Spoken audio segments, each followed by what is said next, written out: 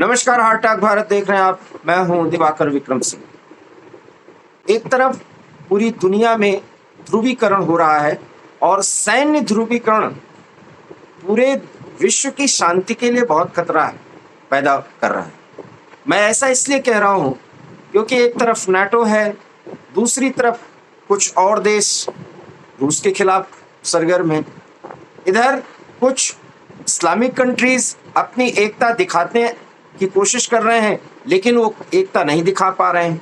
लेकिन फिर भी वो सैन्य गठजोड़ की कवायद कर रहे हैं और उस कवायद में उनको कितनी सफलता मिलेगी आने वाला समय बताएगा। लेकिन इतना जरूर है कि इजरायल के खिलाफ ईरान चाहता है कि कई लोग उसके साथ जुड़ जाएं और ईरान ऐसा कह रहा है, उसके कई नेता इस तरह की बात कर रहे हैं। और इजरायल सिर्फ ये कहता है कि वो आतंकवाद के खिलाफ संघर्ष में किसी को साथ लेकर के आगे बढ़ सकता है, विशेषकर भारत जैसे मित्र देश को तो लेकर के आगे बढ़ ही सकता है। और इसी संदर्भ में भारत और इजरायल के बीच में एक बड़ी बैठक हुई है, जिसमें वहां के रक्षा विभाग के बहुत महत्वपूर्ण अधिकारी और भारत के रक्षा सचिव के बीच बातचीत हुई है। और उस बातचीत में जिस तरीके से पाकिस्तान का संदर्भ आया है और इजरायल ने खुले तौर पर भारत को सहयोग और समर्थन देने की बात कही है, इसके बड़े मायने हैं।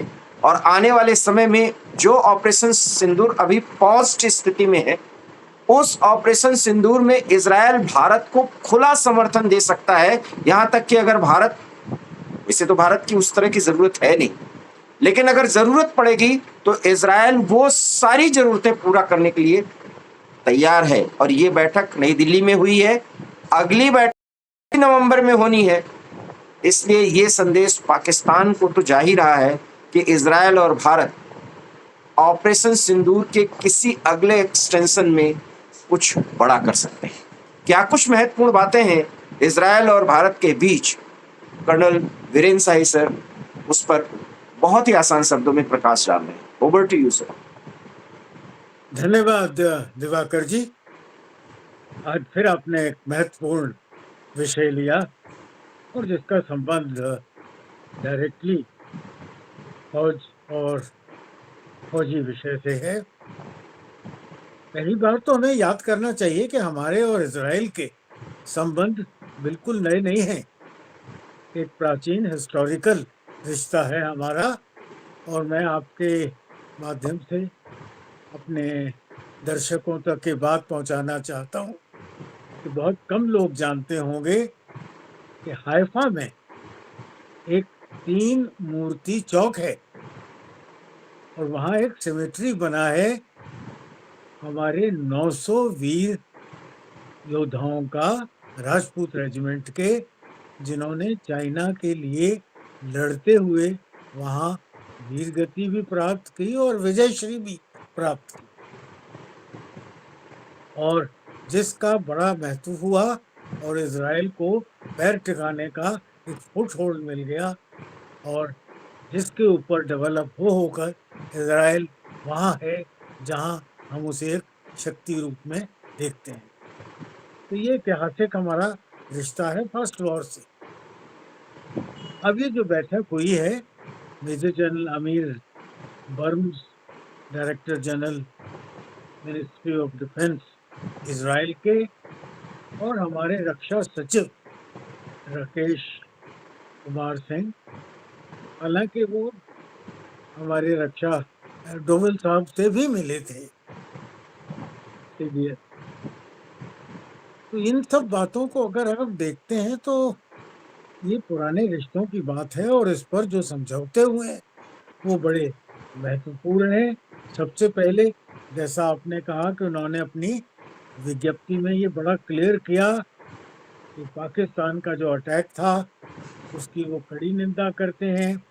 ये तकरीबन पैरेलल था उस अटैक का जो इजराइल ने झेला था 7 अक्टूबर को 2023 में। जी 2023 में, और जिस तरह से उनके नागरिक मारे गए थे और कुछ आज तक उनके रिलीज नहीं हुए हैं, होस्टेजेस रखे हुए। 232 तो लोग हैं सर। वो उस दर्द को समझते हैं। और बड़े पक्के तौर पर उन्होंने कहा कि वो बिल्कुल भारत के साथ मिलकर दहशतगर्दी, टेररिज्म के अगेंस्ट कोई भी जरूरी कदम उठाना होगा तो उठाएंगे। एक बड़ी मित्रता की बात है। इसके बाद उन्होंने ये भी कहा कि ऑप सिंदूर और ऑप राइजिंग लॉयन जो इजराइल ने लॉन्च किया ईरान के अगेंस्ट, इसके जो लेसन्स आए हैं या जो आवश्यकताएं सामने आई हैं, उन पर भी ये जॉइंट कमीशन ने वार्तालाप किया और क्या क्या किया जा सकता है अपनी दोनों देशों की सैनिक शक्ति को और सुदृढ़ बनाने के लिए और कारगर बनाने के लिए, उस विषय पर भी उनकी बातचीत हुई। मैं यहाँ बताना चाहता हूँ, न सिर्फ कारगिल में हमें इजराइल ने एमिनिशन दिया था बोफोर्स गन का, अभी हाल में जो हमने युद्ध छोटा सा हुआ पाकिस्तान के साथ ऑप सिंदूर, हमने उनके औरव और हारपी 2 प्रकार के ड्रोन्स का प्रयोग किया और बहुत कारगर प्रयोग हुआ, जिससे कि हम उनके जो डिफेंस सिस्टम को थे उसको भेज सके और न सिर्फ भेज सके, क्षतिग्रस्त कर सके और नकारा कर सके। इसी तरह इजराइल का एक बरक 8 मिसाइल है जिसका हमने अपने डिफेंस सिस्टम में कोऑप्ट किया S-400 के साथ, अपने आकाश तीर के साथ, और जो हमारे पुराने सिस्टम थे एयर डिफेंस के, उन सब के साथ इनको कोऑप्ट करके एक बड़ा अभेद्य सा रक्षा कवच बनाए जा सका। ये भी इस समझौते में बातें आई हैं कि दोनों देश मिलकर अब पूरी दृष्टि रखेंगे ये जो इस्लामिक बॉम्ब और गल्फ रीजन में जो भी स्ट्रेटेजिक रिक्वायरमेंट्स आएंगी, इकट्ठा सोच विचार करेंगे और इकट्ठी रणनीति साझा करते हुए उस पर कुछ प्लान बनाएंगे। मैं यहाँ याद दिलाऊं दर्शकों को, आपने जिस तरह ईरान का न्यूक्लियर प्रोग्राम ध्वस्त होते देखा, जितना भी परसेंट वो ध्वस्त हुआ, कम से कम ये प्रोग्राम काफी पछड़ गया है। उसके बाद इजराइल के अगर अस्तित्व को कोई खतरा है तो वो इस्लामिक बॉम्ब है, जिसकी बहुत भड़कें और बहुत गीदड़ भपकियां पाकिस्तान देता रहा है। हो सकता है किसी समय पर वो इजराइल के टारगेट पर आ जाए, और अगर पाकिस्तान ने कुछ इस तरह की हरकत की जैसे उन्होंने पहलगाम में की थी, या इससे छोटी या उसी प्रकार का कुछ टेररिज्म सपोर्ट लगातार जारी रखा, जिसकी वो अनाउंसमेंट कि हम सहायता देते रहेंगे, ऐसा कुछ हुआ तो हो सकता है ये ज्वाइंट टारगेट हो, हमारा टारगेट हो, इजराइल का टारगेट हो, या किसी का भी टारगेट हो। आजकल तो वो अननोन ड्रोन्स और अननोन वेपन सिस्टम्स भी हैं एआई द्वारा निर्मित और एआई द्वारा जो स्वचालित हो जाते हैं और वो उस पर अटैक कर सकते हैं।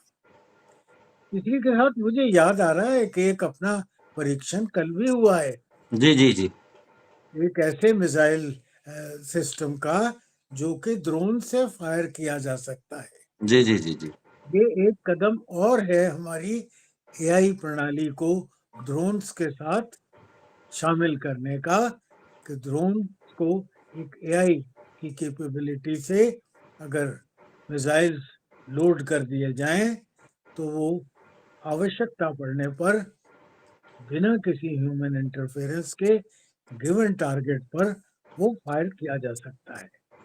यहाँ दिवाकर जी 2 चीजें आती हैं जो समझने योग्य हैं। जी एयर पावर जो है, फाइटर्स, मिसाइल्स, इनकी जो शक्ति का असली प्रदर्शन होता है इनके टारगेट पर पहुंचकर टारगेट को ध्वस्त करने में। पर यहाँ हमें भूलना नहीं चाहिए कि वो टारगेट क्या सही टारगेट है। हम्म ध्वस्त तो कर देगा उसको, जहां भेजोगे जहां मार देगा, पर क्या वही है जिसको हम चाहते थे ध्वस्त करना? जैसा कि हमने अब सुदूर में देखा कि एक बेस, और उस बेस का एक बड़ा मजबूत किला, एक कंट्रोल सेंटर, और उस कंट्रोल सेंटर में एयर कंडीशन, और एयर कंडीशन की एक खिड़की, और कितनी हमारी अचूक जानकारी थी उसके बारे में, जिसके लिए मैं डोल साहब और उनके जो फौज है उनकी, उसको मैं सराहना करता हूं कि इतनी एक्यूरेट इंफॉर्मेशन लेना और उस एक्यूरेट इंफॉर्मेशन को एआई द्वारा फीड करना, और फिर निपुणता आती है हमारे ब्रह्मोस की, जिसने उस निपुणता से उस स्लॉट से अंदर जाके वहां ध्वस्त किया। तो हमें इस और भी कंटिन्यूअस ध्यान रखना पड़ेगा कि हम जो एआई को फीड करते हैं वो कितना एक्यूरेट है, कितना पिन पॉइंटेड है, कितना सही है, और ये हर बार उतना ही सही होना चाहिए जिस तरह हमने वो 9 टारगेट पहले दिन तबाह किए थे। कोई कोलेटरल डैमेज नहीं हुआ, हम्म कोई हवा में ध्वस्त हमारा मिसाइल नहीं हुआ, कोई आकाश में नहीं हुआ, और कोई धरती में नहीं हुआ।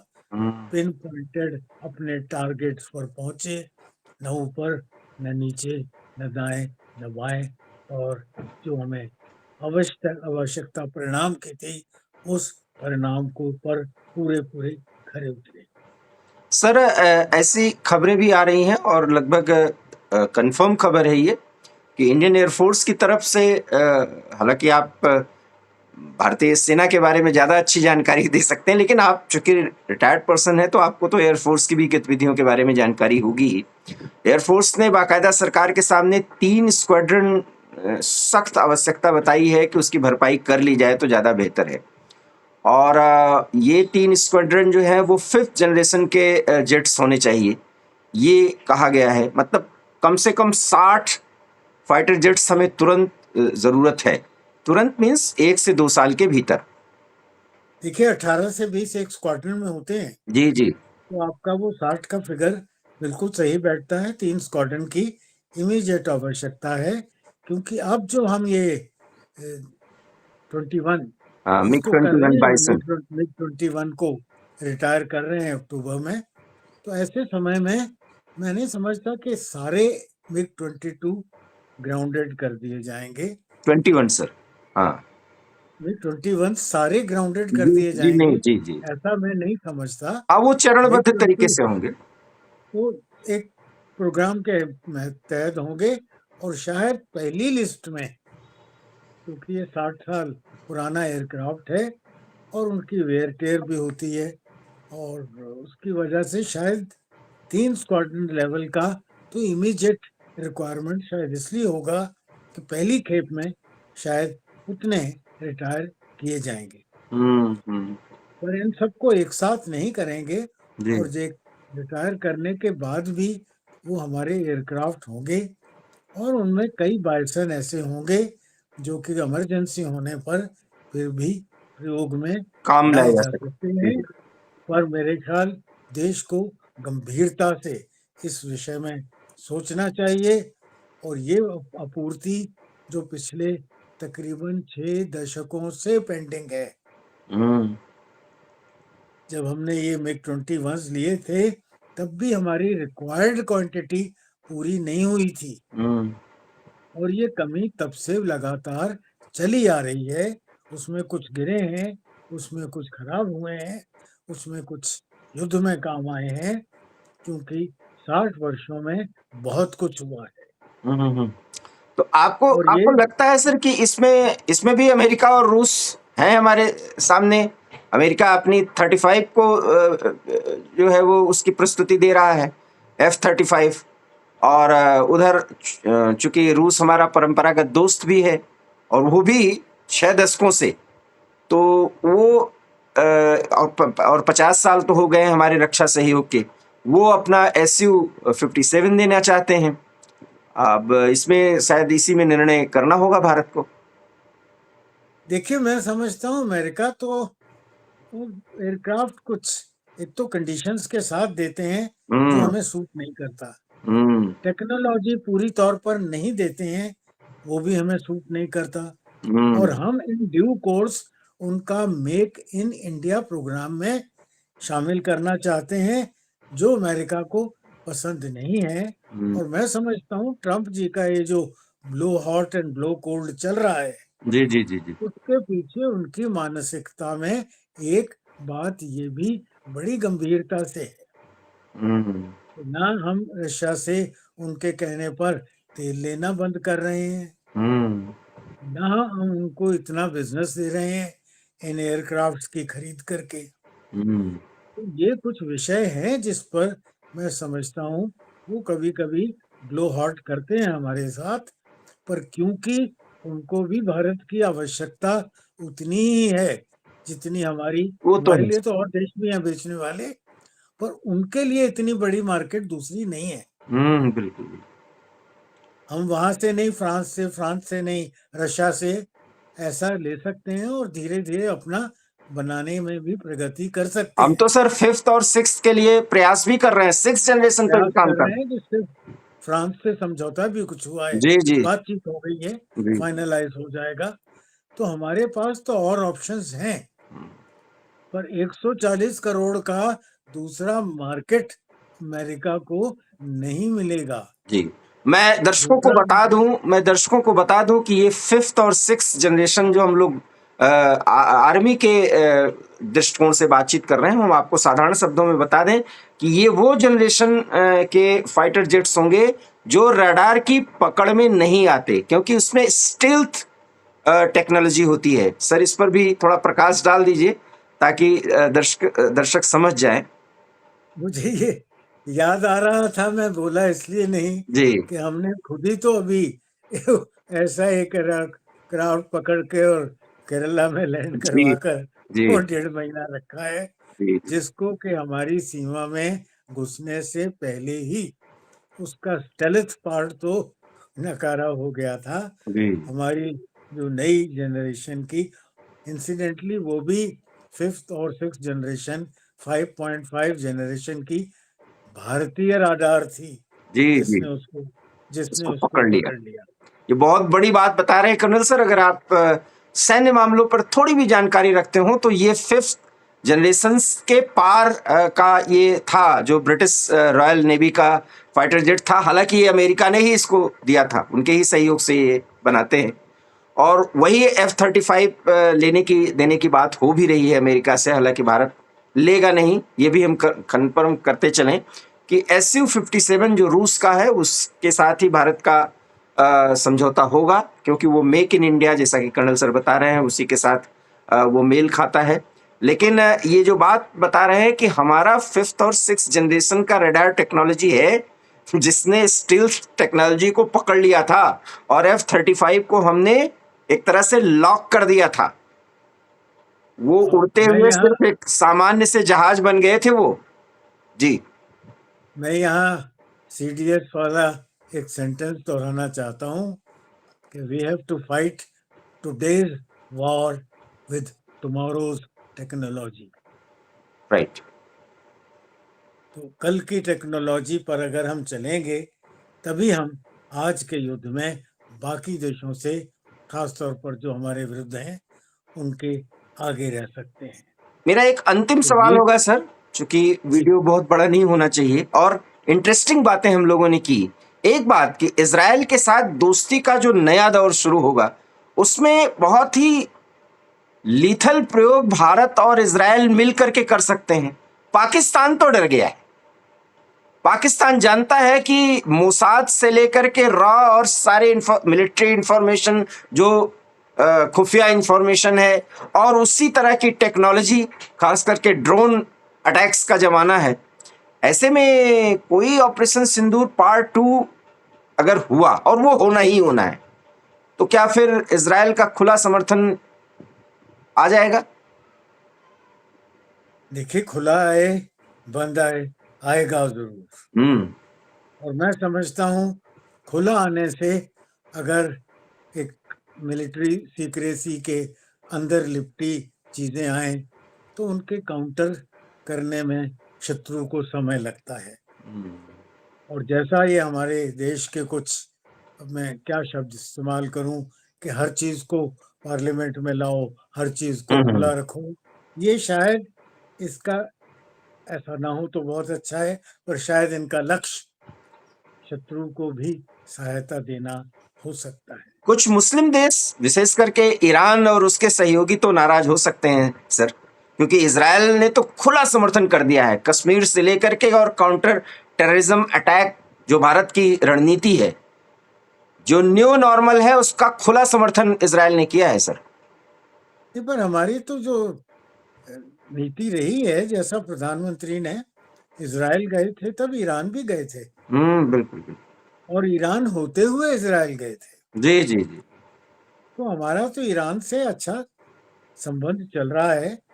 सिर्फ सैंक्शंस की वजह से हमें ये थोड़ा सा एप्रीहेंशन हुई थी, ऐसा अंदेशा कि शायद तेल की सप्लाई डिसरप्ट हो जाए, और उसके लिए हमने प्रावधान किए। और बड़ा अच्छा लगा मुझे उस दिन पेट्रोलियम मिनिस्टर ने जब कहा कि कहीं भी कुछ डिसरप्ट हो जाए, भारत में तेल की कमी नहीं होगी।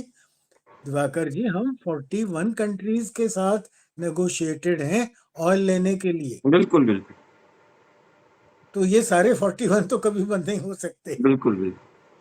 कहीं भी उथल पुथल देशों में होती रहे, हमारी जो आपूर्ति है वो होती रहेगी, और तब तक हो सकता है हमारी अपनी प्रोडक्शन भी कैचअप कर जाए।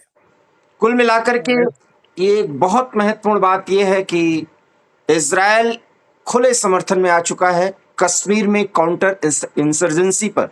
जिस तरीके से भारत का रुख है, उसमें हर तरह के सहयोग को और आपसी विश्वास के साथ, ज्वाइंट डेवलपमेंट के साथ, ऐसे हथियारों के उत्पादन में जिसमें पाकिस्तान की परेशानी तो बहुत ज़्यादा बढ़ जाएगी। शायद मियां मुनीर इस बात को अब बहुत अच्छी तरीके से समझ चुके होंगे। एक इजराइल छोटी सी चीज और सोच लें हम लोग, कि अगर इजराइल इतने खुले दिल से हमारा समर्थन कर रहा है, तो क्या ये अमेरिका के विशेष के अगेंस्ट होगा? कभी नहीं। तो वहां भी शायद कुछ इंटरनल बातचीत में कुछ एक मुस्कुराहट इधर उधर जरूर एक्सचेंज हुई होगी। एक गो हेड टाइप इजराइल को जरूर मिला होगा, क्योंकि इजराइल अभी तक अमेरिकन पॉलिसीज के अगेंस्ट खड़ा हुआ नहीं है, उन्हें सूट भी नहीं करता, और वो करेंगे भी नहीं। मतलब आप जो कहना चाहते हैं सर, क्योंकि ये बहुत महत्वपूर्ण बात कह रहे हैं, कि अमेरिका ने कहा होगा कि आप भारत के साथ खूब आगे बढ़िए।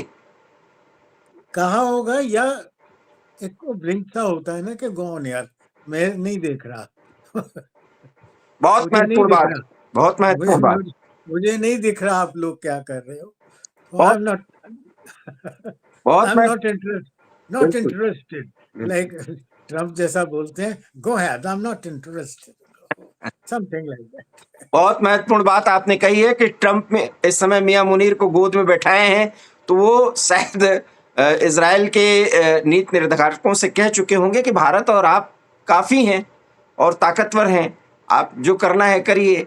हमसे थोड़ी बात अभी दूरी है, हमारी मजबूरी है, क्योंकि किराना हिल्स पे ऐसा कुछ कर ही दिया है भारत ने कि हमको बहुत कुछ बचाना है वहां पर। डोनाल्ड ट्रंप के रणनीतिकार भी इजराइल को ये बता चुके होंगे। बहुत ही सर, ये तो एक अलग से ही वीडियो बनना चाहिए। और ये कितना महत्वपूर्ण बात आपने कही, ये मैं भी मानता हूं कि इजराइल अमेरिका के नीतियों के खिलाफ बहुत ज्यादा नहीं जा सकता, और इट मस्ट बी ए भारत half a blink, just about a half a blink. जी, और भारत के साथ जो रणनीतिक सहयोग, जो कि हम रणनीतिक सहयोगी हैं, बहुत स्पष्ट, भारत के भी कट्टरपंथियों को समझना चाहिए कि भारत और इजराइल रणनीतिक सहयोगी हैं, जिसमें सैन्य सहयोग उसमें प्रमुख बिंदु है। तो ऐसे में इजराइल अब कश्मीर या एलओसी पर जो कुछ भी होगा, उसमें बहुत बड़े सहयोग की तैयारी कर चुका है, वो एक्सचेंज भी हुआ है। और ये जो बैठक हुई है दिल्ली में, इसके बाद नवंबर में भी ये बड़ी बैठक होने वाली है, इसी नवंबर में। तो दोनों देश बहुत आगे जाने वाले हैं और पाकिस्तान की मुश्किलें अब और ज़्यादा बढ़ सकती हैं। आपका अगर इस पे कोई विचार हो तो अपने विचार प्लीज़ कमेंट्स बॉक्स में ज़रूर दीजिए। कर्नल सर से कोई सवाल हो तो कमेंट्स बॉक्स में जाइए और उसमें अपने सवाल टाइप करिए, हम इनसे अगले वीडियो में उस सवाल का उत्तर लेंगे। आपको ये वीडियो पसंद आया हो तो प्लीज़ इसे लाइक कीजिए, देश हित के लिए शेयर करिए ताकि भारत और इजराइल के संबंध और मजबूत हों। और हमारा चैनल आपको पसंद आ रहा हो तो प्लीज़ इसे सब्सक्राइब कर लीजिए अगर आपने सब्सक्राइब न किया हो। बहुत बहुत धन्यवाद सर, नमस्कार। धन्यवाद दिवाकर जी।